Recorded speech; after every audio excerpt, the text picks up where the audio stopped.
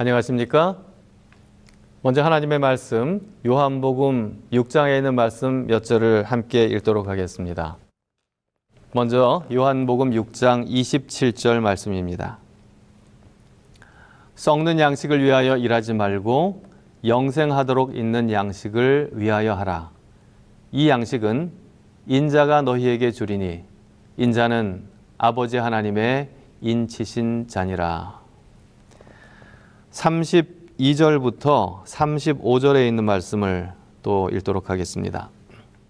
예수께서 이르시되 내가 진실로 진실로 너희에게 이르노니 모세가 너희에게 하늘로부터 떡을 준 것이 아니라 내 아버지께서 너희에게 하늘로부터 참 떡을 주시나니 하나님의 떡은 하늘에서 내려 세상에 생명을 주는 것이니라. 그들이 이르되 주여 이 떡을 항상 우리에게 주소서. 예수께서 가라사대 내가 곧 생명의 떡이니 내게 오는 자는 결코 줄이지 아니할 터이요 나를 믿는 자는 영원히 목마르지 아니하리라. 아멘. 질문 하나 드리겠습니다. 여러분은 하나님을 얼마나 잘 아십니까? 일단 하나님을 아는 것은 매우 중요한데요. 왜냐하면 요한복음 17장 3절에 우리가 잘 아는 말씀입니다. 영생은 곧 유일하신 참 하나님과 그가 보내신 자 예수 그리스도를 아는 것이라고 말하고 있기 때문입니다. 단순하게 말하면 우리가 하나님과 예수 그리스도를 아느냐 모르느냐에 따라서 우리의 영원한 생명이 결정된다는 것이지요. 그래서 호세아 선지자는 우리가 여호와를 알자, 힘써 여호와를 알자라고 호세아 6장 3절에서 호소하고 있는 것입니다. 자, 그렇다면 우리가 어떻게 하면 하나님을 알 수가 있을까요? 근데 여기 문제가 하나 있습니다. 하나님을 알려면 하나님을 좀 만나 뵐 수 있으면 좋겠는데요. 하나님 만나기가 쉽지 않습니다. 이사야는 이사야서 45장 15절에서 하나님께 이렇게 말합니다. 구원자 이스라엘의 하나님이여 진실로 주는 스스로 숨어 계시는 하나님이십니다. 신학 용어로는 데우스 압스콘디투스라고 하는데요. 숨어 계시는 하나님이라고 하는 뜻입니다. 하나님은 의도적으로 자신을 숨기신다는 것이죠. 그렇기 때문에 인간의 노력으로 하나님을 안다라고 하는 것은 그렇게 쉽지 않습니다. 자, 그렇다면 우리는 어떻게 하면 하나님을 알 수가 있을까요? 우리가 하나님을 알 수 있는 유일한 방법은 하나님께서 자신을 우리에게 드러내 주셨을 때, 즉 자신을 계시하셨을 때 우리는 비로소 하나님을 알게 됩니다. 계시해 주신 만큼, 다시 말해서 하나님이 당신 자신을 우리에게 알려주신 만큼 우리는 하나님을 알 수 있다는 것입니다. 그런 의미에서 계시, 우리가 아는 대로 일반 계시, 천연계를 우리는 일반 계시라고 하죠. 우리는 천연계를 통하여 하나님이 어떤 분인지를 알게 됩니다. 또 특별 계시라고 하는 성경을 통하여 하나님께서는 또 자기 자신을 드러내십니다. 그러나 하나님을 알려주는 최고의 계시가 있다면 그것은 다름 아닌 인간이 되신, 그래서 우리와 함께 사셨던 예수 그리스도이십니다. 그래서 우리는 이 예수 그리스도를 최고의 계시라고 부릅니다. 그래서 하나님을 보여달라는 빌립에게 예수님께서 나를 본 자는 아버지를 보았거늘 어찌하여 아버지를 보이라 하느냐라고 요한복음 14장 9절에서 예수님은 반문하고 계신 것입니다. 우리는 예수님을 통해서 하나님을 가장 잘 알 수 있는 것이죠. 자, 그렇다면 예수님은 어떤 분일까요? 성경에 기록된 예수님이 행하신 많은 이적들과 그분의 가르치심, 그리고 주님의 삶의 모범을 통하여 우리는 예수님이 어떤 분이신 줄을 알 수가 있습니다. 그러나 어쩌면 그것보다 더 정확하게 예수님에 대하여 알 수 있는 방법이 있다면요. 그것은 주님께서 스스로를 소개하신 예수님의 자기소개를 통하여 우리는 예수님을 잘 알 수가 있습니다. 자, 그렇다면 예수님은 과연 자신을 어떤 분이라고 소개하셨을까요? 저는 몇 번의 금요일 말씀을 통하여 요한복음에 나타난 예수님의 자기소개에 관한 말씀을 여러분들과 함께 좀 나누고자 합니다. 오늘은 그 첫 번째 시간으로 요한복음 6장 말씀을 본문으로 생명의 떡 예수, 생명의 떡 예수라는 제목으로 여러분들과 함께 은혜를 나누고자 합니다. 짧게 두 가지 교훈만 여러분들과 나누기를 원합니다. 오늘 본문의 말씀이 주는 첫 번째 교훈은요, 썩을 것이 아닌 영원한 것을 위해서 살라는 것입니다. 요한복음 6장 27절 말씀 다시 한번 읽어볼까요? 썩는 양식을 위하여 일하지 말고 영생하도록 있는 양식을 위하여 하라. 이 양식은 인자가 너희에게 주리니 인자는 아버지 하나님의 인치신 자니라. 여러분은 건강하게 살기를 원하십니까? 아마도 모두가 건강을 원하실 것입니다. 우리가 잘 아는 건강 생활의 8가지 건강 원리 무엇이죠? New Start이죠. 그 8가지 건강 원리 중에 첫 번째가 바로 건강한 음식입니다. 건강하기 위해서 우선 건강한 음식을 먹어야 한다라고 하는 것인데요. 그 이유는 우리의 몸이 다른 것이 아닌 우리가 먹는 것으로 이루어지기 때문에 그렇습니다. 그러므로 먹는 것은 우리의 생명과 직접적인 관련을 가지고 있죠. 사람들에게 당신은 왜 일을 하고 살아가십니까? 뭐 때문에 일하십니까? 라고 질문하면 많은 사람들은 아이고 먹고 살아야지요. 먹고 살아야 되니까 일을 하지요. 라고 대답을 합니다. 네, 그렇습니다. 살기 위해서, 다시 말해서 생명을 위해서 먹는 것이 확실함에도 불구하고 우리의 현실은 어쩌면 먹기 위해서 살아가는 혹은 먹을 것을 얻기 위해서 일을 하는 것처럼 보입니다.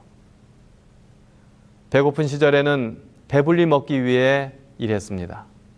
그리고 조금 잘 살게 되었을 때는 좋은 음식을 먹기 위해서 열심히 일했어요. 그리고 요즘은 좀 더 폼나게 먹기 위해서 사람들은 열심히 일을 하고 최선을 다해서 돈을 버는 것 같습니다. 우리 모두가 먹기 위해서 평생을 일하는 것입니다. 좀 어리석은 질문이지만요. 자, 그렇다면 왜 우리는 먹기 위해서 그것도 평생을 일해야 할까요? 그 이유는 우리가 먹는 떡은 결코 우리를 영원히 배부르게 해주지 못하기 때문입니다. 내일은 바쁘니까 오늘 좀 많이 먹고 내일은 먹지 말아야지 라고 결심한다고 해도 하룻밤만 지내면 다시 배가 고파지고 우리는 무엇인가 먹을 것을 다시 찾게 되는 것이 우리의 현실인 것입니다. 우리가 주목할 것은 나는 생명의 떡이라고 하신 주님의 말씀은요, 보리떡 5개와 물고기 2마리로 5,000명을 먹이신 오병이어의 기적이 일어난 바로 그 다음 날에 하신 말씀이라는 것입니다. 그리고 이 말씀을 듣고 있었던 사람들은요, 바로 전날 주님께서 나눠주신 양식을 얻어먹었던 사람들이었습니다. 왜 그들이 주님을 다시 찾아왔을까요? 그 이유는 주님께서 26절에 지적하신 것처럼요, 영적인 양식을 얻기 위한 것이라기보다는 떡을 먹고 배부른 까닭이었다라고 말하고 있어요. 요한복음 6장 11절 12절에서 보면 사람들은 예수님이 나눠주신 떡과 생선을 오병이어의 사건 때 말입니다, 원하는 대로 배부르게 먹었던 것 같습니다. 그런데 다음 날이 되고 화장실에 한번 갔다 오니까 어제의 배부름은 사라지고 다시 배가 고파오는 것입니다. 그러니까 또 누가 생각이 났을까요? 어제 맛있는 떡을 배불리 먹게 해주었던 그 떡집 아저씨가 생각났을 겁니다. 육의 양식만을 구하는 사람들에게 예수님은 떡집 아저씨 그 이상도 그 이하도 아니었던 것입니다. 주님께서는 오늘 우리에게 말씀하십니다. 썩는 양식을 위하여 일하지 말고 영생하도록 있는 양식을 위하여 하라고 말입니다. 어차피 다시는 주어지지 않을 우리의 한평생을 먹어도 결국은 다시 배고파지는 그런 떡을 위하여 살지 말라고 오늘 우리에게 말씀하고 계신 것입니다. 떡이 없이는 살 수 없지만요. 떡이 우리 인생의 목적이 되어서는 안 된다고 말씀하십니다. 떡은요. 우리가 먼저 하나님의 나라와 그 의를 구하면 그것을 우리 인생의 목적으로 삼고 살아간다면 하나님께서 더해 주시는 항목이라는 것이죠.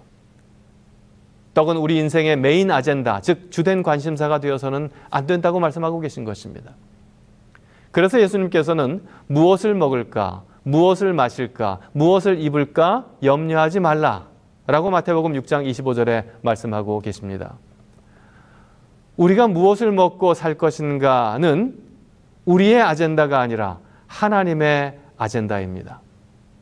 오늘 이 시간 주님께서는 우리에게 썩을 양식을 위하여 일하지 말고 영생하도록 있는 양식을 위하여 하라라고 말씀하십니다. 이것이 주님께서 오늘 이 시간 여러분과 저에게 주시는 첫 번째 교훈입니다. 자, 그렇다면 성경이 말하는 영생하도록 있는 양식은 과연 무엇일까요? 오늘 성경 본문이 우리에게 주는 두 번째 교훈은요. 예수님 자신이 생명의 떡이라는 것입니다. 이 오병이어의 기적은요. 당시 먹을 것이 부족했고 살기 어려웠던 이스라엘 사람들에게 다른 어떤 기적보다도 의미 있고 그리고 많은 것을 기대하게 하는 기적이었을 것입니다. 한두 명의 사람들을 고치시는 기적과는 달리 남자 성인만 그 숫자가 5,000명이었죠. 그래서 많게는 여자들과 아이들까지 합하면 2만 명이 될 수 있다라고 생각할 정도로 많은 사람들이 한꺼번에 그것도 배부르게 먹었던 그런 기적이 바로 이 오병이어의 기적이었어요. 이 기적은 예수님이 가난이라는 자신들의 삶의 문제를 한꺼번에 해결해 줄 수 있는 문제 해결사로 기대하기에 충분했을 것입니다. 이분만 따라다니면 적어도 먹을 것은 걱정하지 않아도 되겠다고 생각하게 했을 수가 있습니다.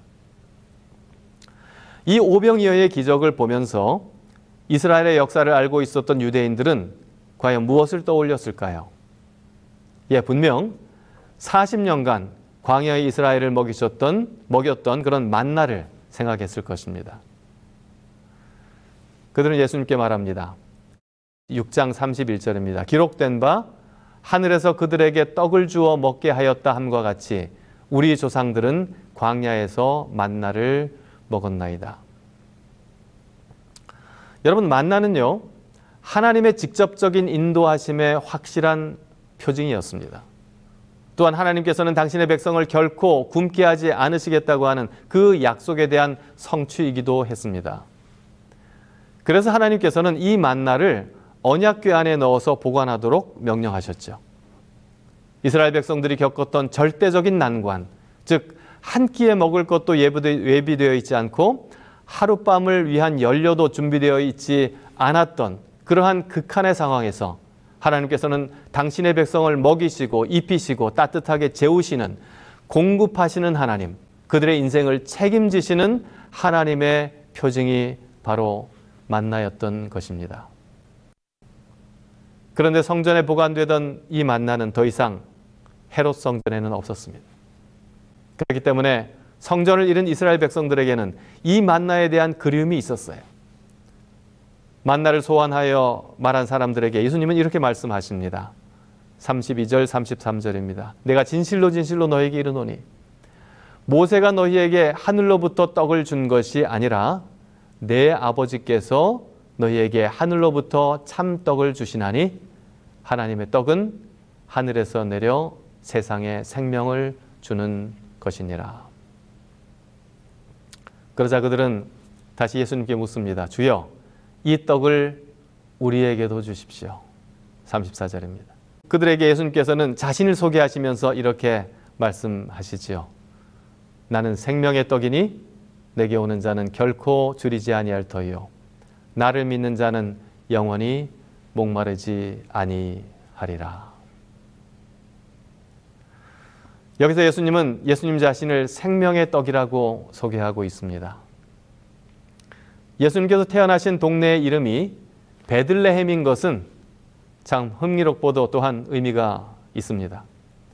이 누가복음에 의하면 여러 가지 조건이 작용해서 요셉과 마리아가 자신의 동네였던 나사렛에서 약 160km나 떨어진 베들레헴까지 가서 거기서 예수님을 낳게 되는데요.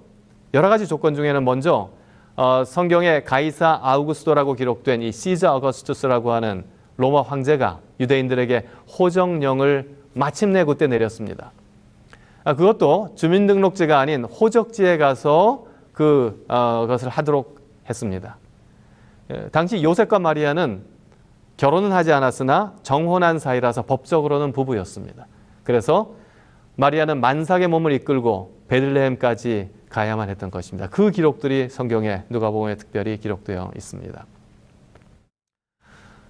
또한 하나님께서 예수님을 베들레헴에서 탄생하게 하신 이유는 미가서 5장 2절에 기록된 메시아의 탄생지에 대한 예언을 성취시키기 위한 목적이기도 했죠. 그러나 베들레헴이라는 그 동네 이름이 주는 특별한 의미가 있는데요. 우리가 아는 대로 베들레헴, 그것의 뜻은 떡집 혹은 빵집이라고 하는 뜻입니다. 바로 그 떡집에서 인류를 위한 생명의 떡이신 예수님이 탄생하신 것입니다. 여러분은 오늘 왜 예수님을 믿으십니까? 왜 교회에 출석하시나요? 혹시 예수님보다 예수님이 주시는 떡을 기대하고 신앙생활을 하지는 않으십니까? 예수님을 믿으면 모든 삶의 문제가 해결되고 모든 필요가 공급될 것이라는 현실적인 기대를 가지고 주님을 찾는 것은 아닌지요? 예수님을 문제 해결사로 그리고 떡집 주인으로 기대하고 있지는 않으신지요? 주님이 주시는 것에 마음을 두는 사이에 주님 자신은 우리 마음에서 잊어버리고 말입니다. 떡을 얻어먹기 위해 예수 믿는 사람은 떡이 없어지면 떡과 함께 떠나갑니다. 돈을 얻기 위해 교회 다니는 사람은 돈이 떨어지면 돈과 함께 멀어져 갑니다. 예수님이 주시는 떡 때문이 아니라 우리를 사랑하시는 주님, 당신 자신이 생명의 떡이신 우리 주님을 얻기 위하여 살아가시는 그리고 신앙하시는 여러분이 되시기를 간절히 바랍니다. 또한 이 생명의 떡을 세상에 나누어 주는 일에 최선을 다하는 그러한 여러분과 제가 되기를 간절히 바라면서 말씀을 마치겠습니다.